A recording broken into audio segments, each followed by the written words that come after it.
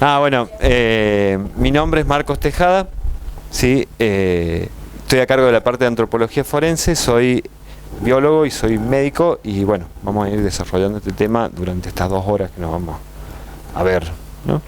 Cuando nacen, cuando son chiquititos, uno les toca la cabeza y ¿qué tienen? Ajá. Fontanela se llaman, la mollerita, ¿no? Y es una... eso, a ver, es el cartílago que todavía no se terminó de transformar, ¿sí? Entonces yo tengo las zonas de límite entre un hueso y el otro, todavía no se transforman, pero ¿por qué? Porque esto empieza desde el centro, ¿no? Entonces si yo acá tuviese otro hueso, esquemáticamente hablando, este también empieza por acá, entonces la zona de contacto de la articulación todavía no se transforma, es lo último que se transforma, ¿sí? Se termina de transformar en hueso, ¿sí? Después nosotros vamos a ver, miren, acá les traje para mostrarles, pásenlo por ahí. Préstenle mucha atención a las uniones en los límites entre un hueso y el otro, porque ahí se ven bien, ¿sí? Esto lo podemos dejar acá. Fíjense ustedes que, pero fíjate acá arriba, está ahí justamente marcado, ¿no? Pero se ve entre un hueso y otro, como que están engranados los huesos, ¿no? Tienen ahí una zona de contacto, ¿no? Pero se ve la diferencia, el límite entre un hueso y el otro. Eso paulatinamente con los años se van soldando y se van cerrando cada vez más, ¿sí? Hasta que se transforma todo en algo más homogéneo, ¿sí? Entonces también se puede establecer una estadificación de la edad, ¿no? En función de la fusión de esos huesos, ¿sí? Pero no es tan precisa como sucede con estos otros, ¿sí? Pero ya con esto tenemos buenos indicadores hasta habíamos dicho, hasta los 25 años más o menos, ¿sí? El tema viene con qué pasa si yo, por ejemplo, tengo una persona de 50 años, los restos son de una persona de 50 años o más. ¿Qué va a suceder?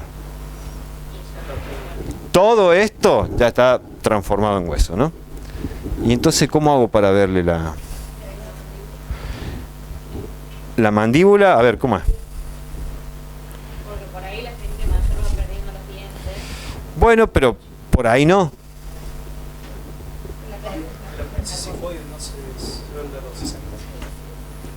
A veces sí, a veces no. Miren, hay muchos criterios, pero hay algunos criterios que estadísticamente son un poco más seguros, ¿no? De eso nos vamos a limitar a hablar ahora porque es cortito, ¿no?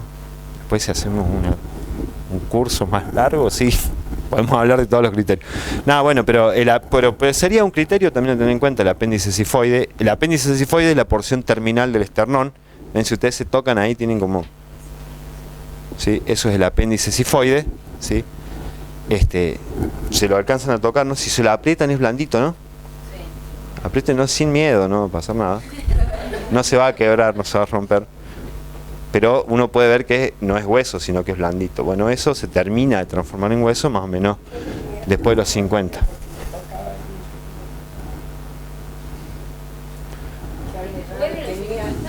¿Ah? Sí, dura mucho. Bueno, pero otros buenos indicadores los vamos a encontrar a nivel de el hueso de la cadera, ¿no? Este hueso se llama coxal, ¿sí? Y es un hueso que se caracteriza porque, mira, acá tengo uno también, tengo como una caja mágica acá. Fíjense, este es uno de los mismos, ¿no? Fíjense que este hueso imagínense, al momento de nacer todo esto tiene, dijimos, un molde de cartílago.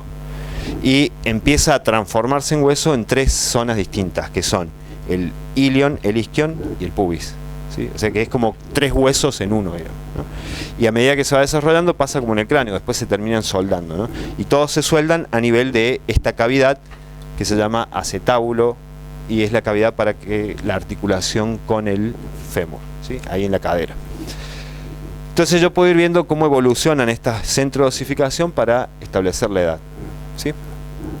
¿Qué va a suceder? Que la osificación inicia a nivel del ilion y del isquion, ¿sí? Y si yo tengo estos 2 centros desarrollándose, eso me ubica en la prepubertad, ¿sí?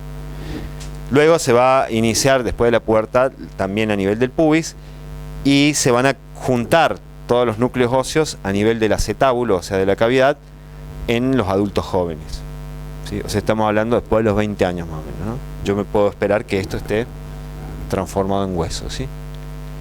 Por completo. Y esto todavía no. Se termina de desarrollar el pubis, ¿sí? Más o menos a los 30 años. Vamos encogiendo, o por qué nos transformamos, ¿no? En parte tiene que ver con que, por ejemplo, la estatura, la columna, ¿no? Perdemos, se deshidratan los discos intervertebrales, ¿no? También perdemos un poco las curvaturas, ¿no? Como que nos vamos doblando, ¿sí? Y a esa edad es muy frecuente, ustedes habrán escuchado hablar alguna vez de los picos del oro, ¿no? ¿Han escuchado ustedes? Bueno, ¿y qué son los picos del oro? ¿Tienen idea o no? Ajá. Un hueso anormal, diríamos, ¿no? ¿Sí? Es una expresión de también del propio desarrollo, ¿no? Cuando suelen aparecer, ¿no? Se llaman osteofitos y pueden aparecer. ¿Cómo? En muchas, sobre todo en la superficie donde hay mucha tensión mecánica. ¿Sí? O sea, donde ahí hay mucha tensión mecánica aparecen. Por ejemplo, en esta articulación puede aparecer un crecimiento exagerado de hueso en la parte. ¿Ven? Esto tiene así como un ángulo. En el vértice de ese ángulo puede aparecer, puede proliferar un poco el hueso, ¿no? Esta superficie se llama superficie auricular porque tiene forma de oreja, si lo ven, ¿no? ¿Sí? Ahí ya no son normales. Ahí no. Voy a decir, ahí antes que empiece ¿en el occipital? No, ya vamos a hablar de eso. Ya vamos a hablar, no te preocupes. En el otro grupo también hablamos del hueso nuevo.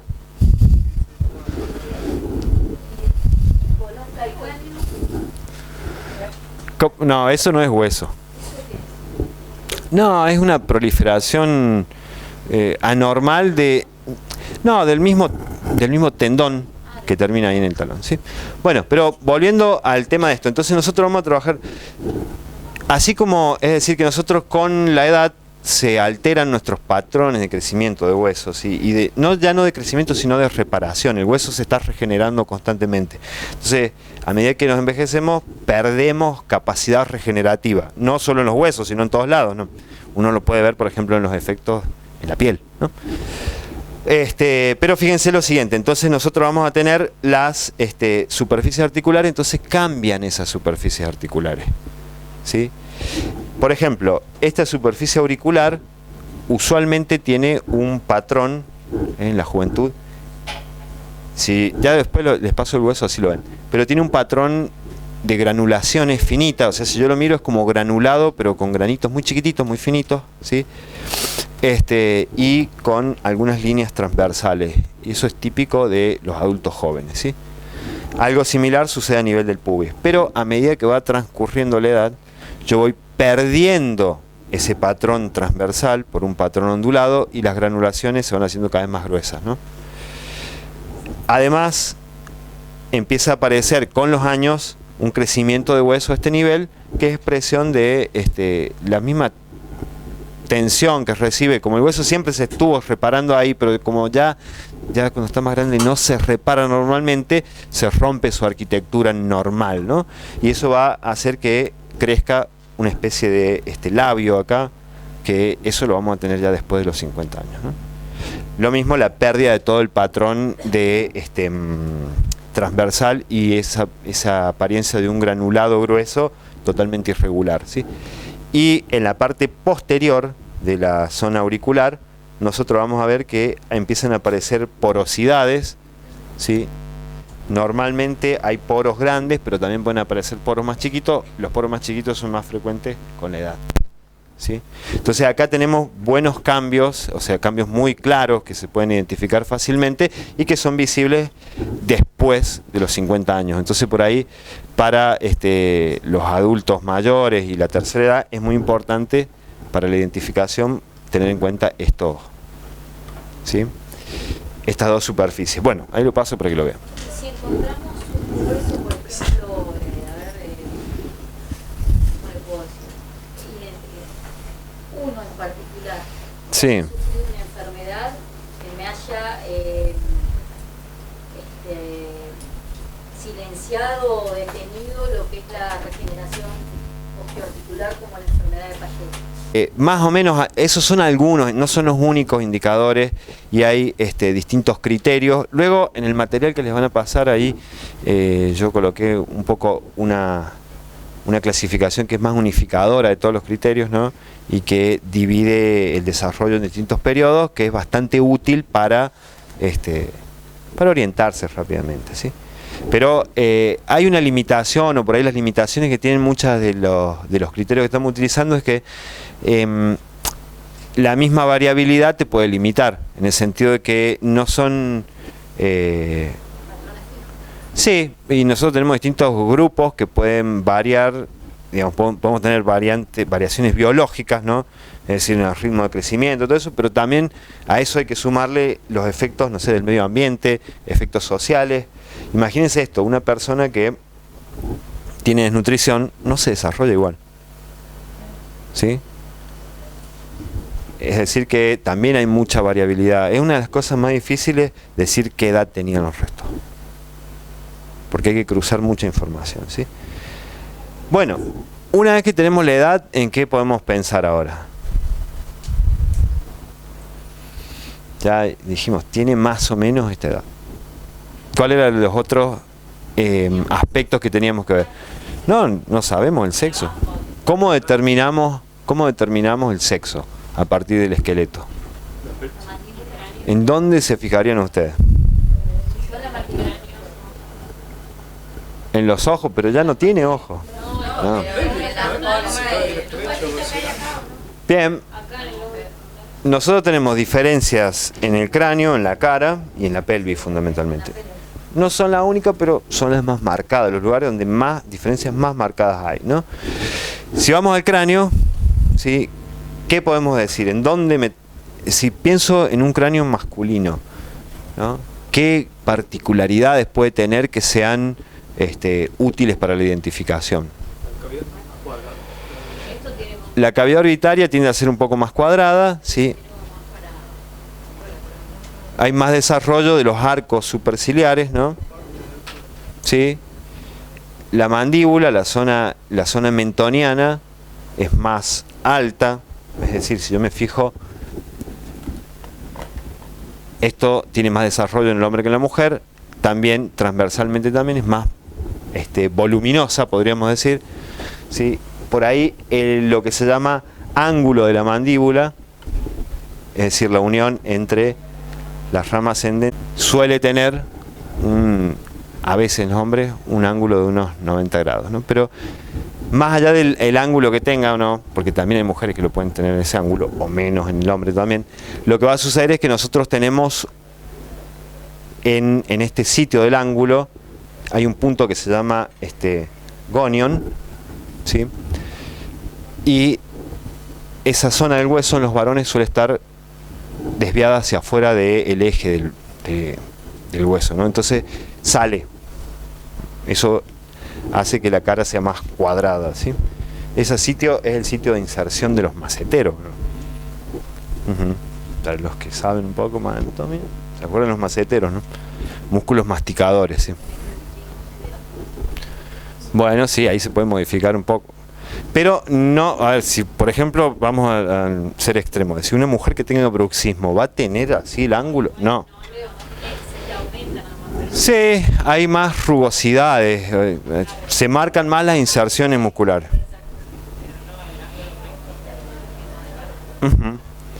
¿Estamos? Sí, pero eso le da ese aspecto más cuadrado a la cara masculina, ¿sí? O sea que yo puedo decir que en el hombre se desarrolla de acá para abajo, ¿no? Estos son cambios que vienen después de la pubertad, ¿sí? Si nosotros nos fijamos antes de la pubertad, no hay diferencias sustanciales entre niños o no, entre niños y niñas. Algunas sí, pero si vamos de lo que nosotros observamos en nuestra cotidianidad, vos ves unos niños, salvo las diferencias estereotípicas, digamos, o sea, el peinado, la ropa, todo eso, lo demás no hay mucha diferencia físicamente, al menos a nivel estamos hablando de los rasgos de la cara, ¿no? Sin embargo, después de la pubertad en el hombre sucede esto, ¿no? Y cambia mucho la cara, ¿sí? De ser más triangular pasa a ser más cuadrada, ¿sí? En la mujer, ¿qué es lo que va a suceder? Fundamentalmente no hay muchos cambios a nivel de la cara, ¿sí? Como en el hombre, sí hay un poco más de desarrollo en la parte superior, en lo que se llaman eminencias frontales, ¿sí? Son acá a los lados de la línea media en el frontal, se hacen un poco más prominentes, ¿no? Y eso es típico en las mujeres. O sea que la mujer es más de ahí para arriba, ¿sí? De acá para arriba. La órbita queda más o menos circular, ¿sí? Eso se conserva porque no hay, digamos, en el hombre, ¿por qué se hace cuadrilátera la órbita? O más cuadradita. Tiene que ver con este hueso de acá. Cuando se desarrolla para adelante y para abajo. Entonces el borde de la órbita, que era así, lo empuja y lo rectifica un poco, ¿no? Por eso cambia la forma de la órbita. Y esto protruye un poco más, por eso esta zona, la raíz, la base de la nariz, parece que está más profunda, ¿no? En realidad la frente se sale un poquito ahí, podríamos decir, ¿no? Y si lo vemos lateralmente, nosotros vamos a ver acá tenemos dos diferencias importantes en el cráneo del hombre y la mujer, que son los procesos mastoideos o apófisis mastoideas y este huesito de acá, el que vos me decías, ¿no? ¿Sí? Protuberancia occipital externa, ¿sí?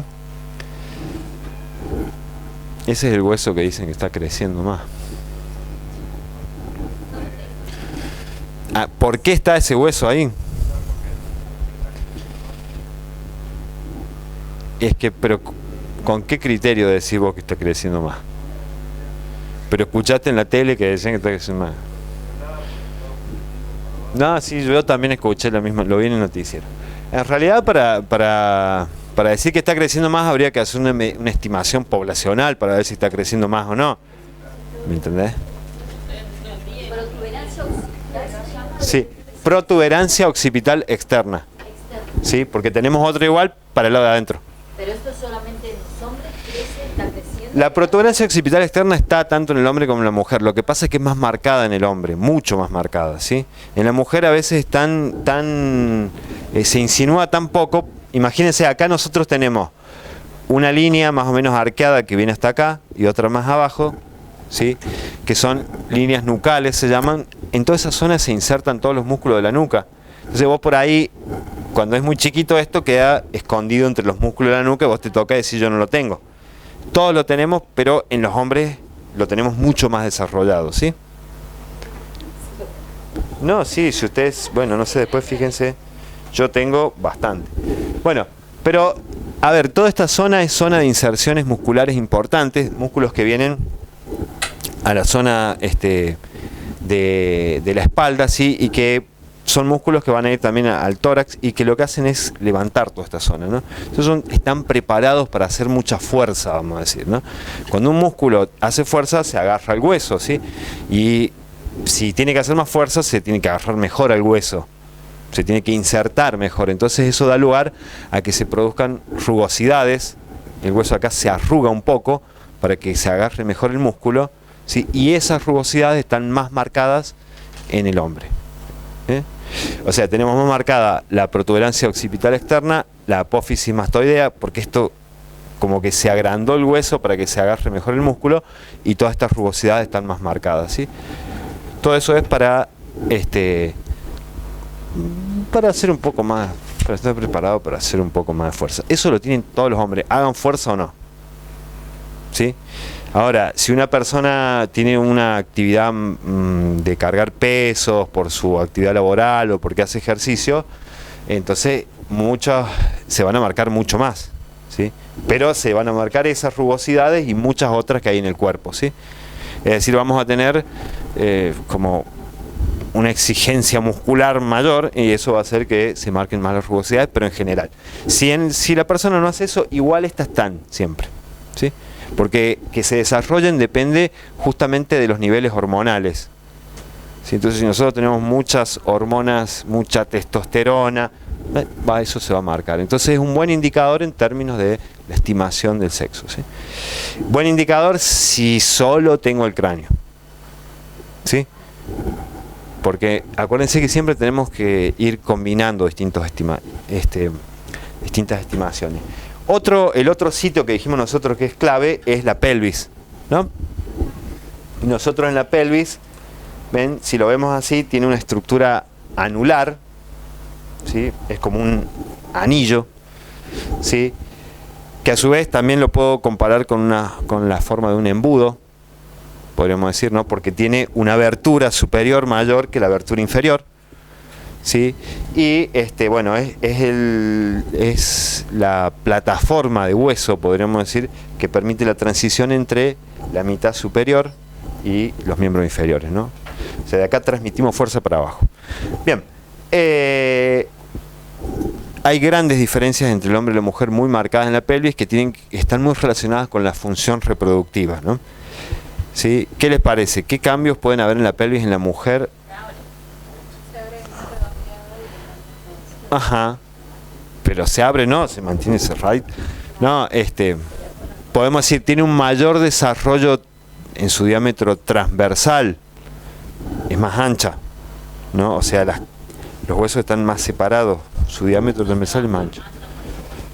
Exactamente, ¿sí?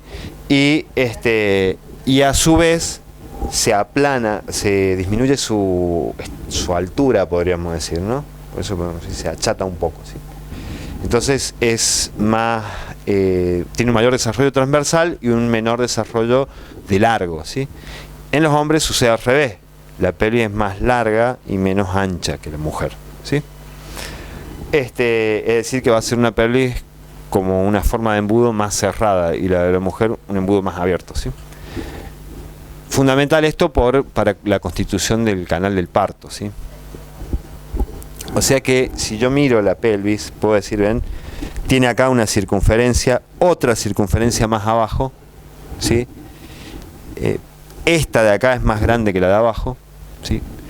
Pero si yo me concentro en la forma que tiene esta circunferencia o este estrecho, a nivel de la pelvis femenina es más bien circular, ¿sí? Mientras que en la pelvis del hombre tiene forma de corazón. Habrán escuchado por ahí ustedes, ¿no? No, se ponen a hablar con los demás de las pelvis. Tiene que ver con una cuestión importante, fíjense.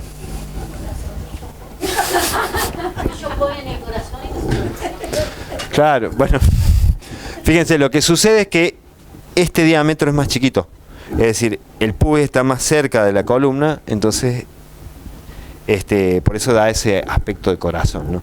Pero si yo lo alejo un poco y todo esto se mueve hacia adelante, se hace más redondeado el estrecho, ¿sí? Eso sucede en las mujeres, ¿sí? Es más redondeado, todo esto hay mucho por el tema del parto, ¿sí? Bien. Y si voy al estrecho inferior, me voy a fijar que, bueno, ya dijimos, lo que sucedía en la mujer es que el pubis estaba, si lo comparamos con el hombre, un poco más adelantado, entonces eso también hace que el diámetro antero, ¿sí? Y como habíamos visto de todo este hueso que habíamos dicho que era el coxal, ¿no? Entonces, en este hueso yo voy a ver muchas diferencias que son muy orientadoras del sexo, ¿sí? Fundamentalmente tenemos acá un criterio importante, espina ilíaca, escotadura ciática, ¿sí?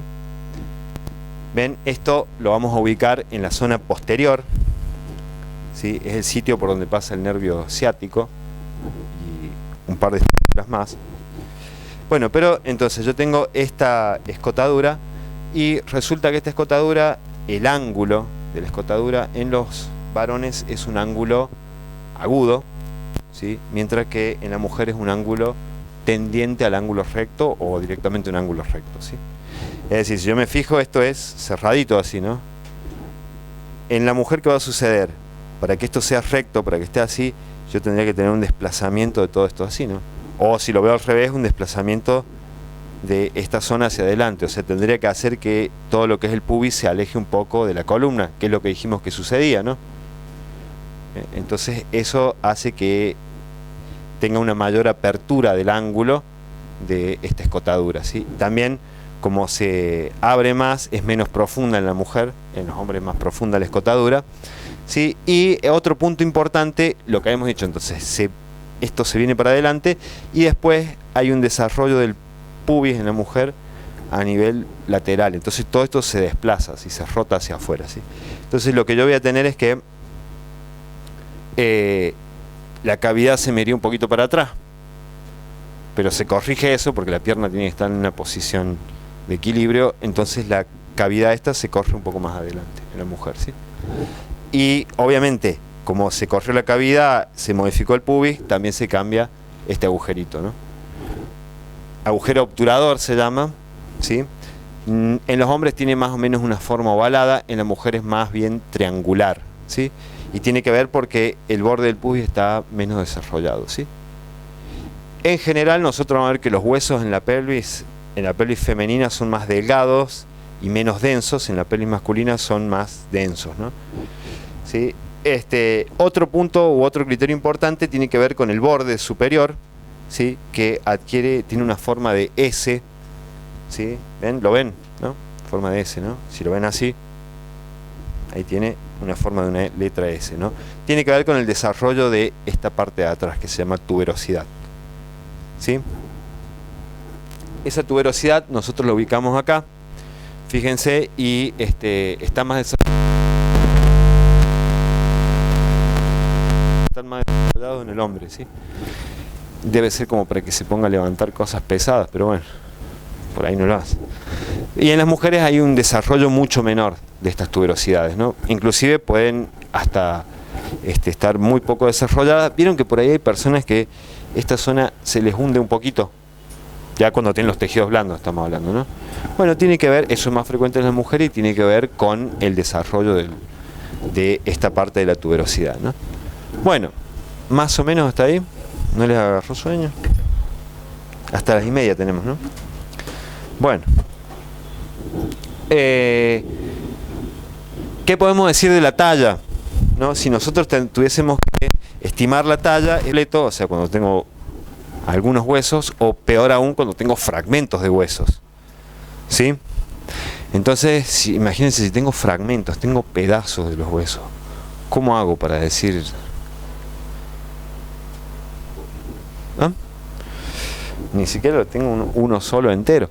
No, lo que sí, lo que se aplica en esos casos son una serie de razones que ya están estudiadas bajo ciertos criterios que me van a relacionar segmentos de hueso con, sobre todo de los huesos largos, con la talla, ¿sí? Por ejemplo, la altura del húmero con una tabla. Sí. Inclusive la altura de las epífisis de la diáfisis relacionado con una tabla de estaturas, ¿no? Y eso te permite, si yo tengo un pedacito, estimar, pero no solo de, digamos, fémur, de todos los largos, que son los que van a tener más incidencia en eso, ¿sí? Ustedes vieron por ahí, tienen un fragmento de hueso y dicen, no, era una persona de tal y tal estatura. Y dicen, ¿cómo hizo si tenía un pedacito? Bueno, porque se hace esa estimación, ¿sí? Bueno, con todo eso nosotros podemos, ya fíjense, habíamos arrancado con la primera respuesta donde dijimos los restos eran humanos, ahora ya tenemos un montón de respuestas más. Decimos, tiene más o menos esta edad, ¿sí? Tiene tal sexo, mide tanto, ¿sí? Después hay las otras consideraciones que nos faltan son las de la del grupo de pertenencia, ¿no? La raza, la etnia, ¿sí? Nosotros, ¿qué podemos decir de eso? Hay muchas variedades, hay tres principales, podríamos decir, como más puras, que son caucásica, negroide y mongoloide, ¿sí? Que en eso entrarían los individuos africanos, los asiáticos y todo lo que sería Europa y lo que hay por acá, ¿no? Y después las distintas variedades que hay entre ellos, ¿no? Pero a grandes rasgos, si yo pienso en los individuos caucásicos, ¿qué buscaría de rasgos a nivel de en el cráneo, ¿no? Fundamentalmente. ¿Cómo tiene la cara? Fina, podríamos decir. O sea, no hay un gran desarrollo transversal, más bien un desarrollo longitudinal. Es más larga, ¿no? Entonces yo si miro la escotadura nasal voy a ver que está alargada. Es triangular, pero está alargada, ¿no? Como hemos dicho, no hay un desarrollo transversal, las órbitas son más redondeadas, ¿sí? Y ¿qué voy a tener? Esto más alto, ¿no? O sea, tengo un mayor desarrollo de la zona mentoniana, ¿no? Entonces, como es más alto, tiene un mentón más grande, ¿sí? Si vamos a los individuos del otro biotipo, del negroide, ¿qué podemos decir? Sí, más transversal, ¿sí? Si uno lo ve, tiene la nariz más ancha, ¿no?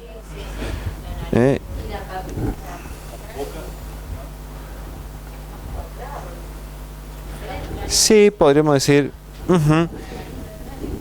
Pero nosotros podemos ver que en general hay un desarrollo de la parte inferior de la cavidad bucal, sobre todo para que protruye, ¿no? Que tiene un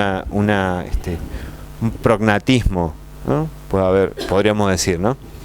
No llega a ser patológico, pero es normal. O sea, es decir, tiene un mayor desarrollo hacia adelante, ¿no? Eso, a ver, va a tener una expresión, por ejemplo, en la forma de los arcos dentarios, ¿sí? O sea, van a tener más forma de U, con unas ramas bien largas, ¿no? Es decir, es como que nosotros todo esto se desarrolla hacia adelante, ¿sí? Y transversalmente, ¿no? Y en los individuos mongoloides, vamos a decir, son todos los asiáticos, más o menos, ¿no? Entonces nosotros vamos a tener ahí la cara más redonda, ¿no? ¿Qué más puedo decir que puedo ver? La parte de afuera. La parte blanda nada más. Lo otro sigue siendo el mismo. Nada, pero sí lo que nosotros vamos a tener ahí es un desarrollo más transversal, ¿no? De la cara, ¿sí? Y también a nivel de la cavidad bucal no se desarrolla tanto hacia adelante. No hay un prognatismo, sino hay un ortognatismo, ¿sí? Es más bien planita la cara, ¿sí? Eso hace que la nariz sea más chiquita. ¿Vieron que todas esas personas tienen como la nariz más chiquita? ¿No? Bueno, o sea, ustedes siempre tienen que pensar que lo que uno ve en la cara, la base de todo eso está en el esqueleto, ¿sí? Entonces nosotros con algunos de esos rasgos podemos ya decir, bueno, esta persona, habíamos dicho, tiene tal edad, tiene tal sexo, más o menos medía tanto y era más o menos de tal grupo, ¿sí? Entonces yo ya con eso tengo mucho para hacer, ¿o no? Ahora, ¿qué tendría que hacer si sigo el curso que habíamos planteado al principio en términos cronológicos? Después habría que decir, bueno, lo que tengo específico para individualizar la información que yo recuperé de las entrevistas o de toda la documentación que se pudo recopilar, habría que contrastarla con los hallazgos del análisis de laboratorio, ¿sí? ¿Contrastarla en busca de qué? Y bueno, si yo a mí la información particular me dice que la persona que estamos buscando tiene tantos años, medía tanto y que resulta que a tal edad se hizo una fractura en el brazo, entonces digo, con todo lo que yo saqué ya puedo decir que sí, y si tiene la fractura en el brazo es un alto, digamos, es un indicador muy alto de que estamos hablando, digamos, que estamos identificándolo, individualizándolo, ¿sí? Bueno, o sea que nosotros de esa confrontación de los distintos tipos de evidencia podemos asignar o podemos llegar a la individualización, ¿no? Y poder asignarle una identidad a los restos, ¿sí? ¿Cómo lo voy a poder, cómo lo termino de confirmar? O sea, yo podría recurrir a algunas pruebas específicas o no que me permitan la confirmación, más allá del análisis que hemos hecho. ¿Ah? El ADN, ¿qué más? Registros odontológicos, ¿sí? ¿Qué más? El ADN. Hoy actualmente el ADN es lo, ¿no? Sí, pero siempre uno tiene que pensar que cada vez que el ADN no sirve si no tengo con quién contrastarlo, ¿sí? O si no tengo al menos lo puedo recuperar, puedo tomar la muestra y hacer el análisis y decir, bueno, más vale que tenemos que buscar a la gente que pueda llegar con quien contrastarlo, porque si no, no tiene sentido, ¿no? Sí, a partir del hueso. No, el ADN está dentro de las células. Nosotros el ADN a nivel celular lo podemos tener dentro de los núcleos celulares o dentro de las mitocondrias. O sea, hay un ADN nuclear y un ADN mitocondrial. No sé si alguna vez escucharon nombrar la diferencia, ¿no? El mitocondrial es el que heredamos pura y exclusivamente de vía materna, la gran mayoría, ¿sí? Bueno, pero está dentro de la célula, o sea, de las células que están dentro del hueso, de los osteocitos. Entonces yo tengo que tratar de recuperar de un corte de hueso células que tengan ADN, ¿sí? Pero por suerte las células que están dentro del hueso sobreviven y viven, vamos a decir, mientras el hueso está vivo, rodeadas por la misma matriz del hueso, o sea, están incluidas dentro del hueso. Entonces quedan ahí, y si el hueso ha tenido buenas condiciones de conservación, la célula también se puede conservar y podemos acceder a eso, ¿sí? Si vos accedes a eso, podés someterlo a una prueba. Claro, imagínate que vos sacás muy poquitas células, entonces las pruebas que tenés que hacer, hay distintos tipos de pruebas, ¿no? Pero una de las más utilizadas, vas reconociendo distintos pedacitos de ADN. Mediante sus secuencias que vos conoces, podés hacer los reconocimientos de distintos fragmentos, ¿no? Y de esa manera hacer una homología o buscar en qué se parece con lo de los familiares, ¿sí? ¿Se entendió más o menos? ¿No? Porque, digo, por ahí pienso en los que no saben, nunca escucharon hablar de esto, como si yo le digo los nombres de las proteínas, todo eso van a quedar como... No, bueno, pero una de las pruebas más utilizadas se llama PCR, ¿sí? Que significa reacción en cadena de la polimerasa, y bueno, y ven, no queda el nombre, ¿no? Una prueba muy buena porque sirve para vos con una muestra muy chiquita la podés amplificar, ¿sí? Y generás copias del mismo ADN que estás identificando, y eso te ayuda mucho más para identificarlo. Sí, no, sí, es espectacular. Pero bueno, esas son técnicas que ya van a ser de confirmación, porque yo encontrando parecidos, podríamos decir, en las secuencias de ADN, puedo establecer parentesco, ¿sí? Sí. Sí, no hay forma. A ver, ¿qué puede poner en duda? Me quedan 2 minutos. ¿Qué puede poner en duda el tema de los análisis? Que haya una contaminación, por ejemplo, ¿sí? Pero eso, en estos casos, no es tan compleja. Yo puedo tener contaminación con que lo saqué de la tierra, o sea, la cantidad de bichos que pueden haber, pero todos esos son de otra especie. Entonces, eso se saca fácilmente con el ADN, ¿sí? Vos simplemente porque vas a empezar a secuenciar y a ver que son genes de bacterias. Si no, no son humanos. Chao, ¿no? Sí, exactamente. Eso se puede hacer fácilmente. También, ¿qué puede pasar? Contaminación por quien lo manipula, ¿sí? Ahora, pero si vos fuiste extremadamente cuidadoso, respetaste todo lo que tenías que respetar, no tendría que haber contaminado, ¿no? O sea, ¿cuándo se puede contaminar? Sobre todo después del lavado. O sea, después que limpiaste la pieza, tenés que manejarla mientras la analizabas, toda esa parte, toda la inspección, todo esto que nosotros hicimos acá manualmente, medio pasando, lo haces con guantes. Exactamente, ¿sí? Para tratar de... ¿Cuál es el objetivo de eso? Bueno, no hay que contaminar, ¿no? Porque después, si yo tomo una muestra para el ADN, se puede contaminar. Bueno, más o menos hasta ahí. Bueno, me alegro que les interesó, ¿no? Sí, es mucho, ¿no? Mucho. Pero por ahí, y ustedes ya están un poco cansaditos.